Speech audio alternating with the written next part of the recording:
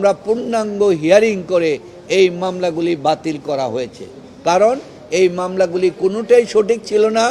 তারা রিটায়ার করে গেছে, কেউ 17 বছর আগে, কেউ 20 বছর আগে। তাদেরকে বিগত সরকার ধরে এনে তাদেরকে দিয়ে মামলা করিয়েছিল, যে মামলার কোনো ভিত্তি নাই, তাদের কোনো দাবি দেওয়া নাই। সমস্ত দাবি দেওয়া গ্রামীণ টেলিকম এবং গ্রামীণ কল্যাণ এটা পরিশোধ করেছে। এখন একটি মামলা সুপ্রিম কোর্টে গ্রামীণ কল্যাণের বাকি আছে।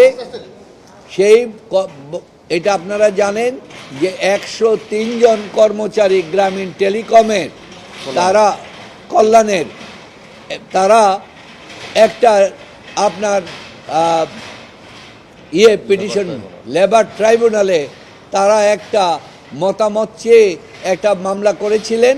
সেই মামলায় লেবার ট্রাইব্যুনাল তার আইন বহির্ভূতভাবে এইখানে একটা দিয়ে বলছেন যে ওনারা দোষী এবং ওনারা দায়ী, এবং সেই মামলাটা আপনারা জানেন মহামান্য হাইকোর্ট এটা বাতিল করে দিয়েছেন, স্যাটিসফাইড করেছেন। এই মামলাটা এখন সুপ্রিম কোর্টে আপিল বিভাগে পেন্ডিং আছে।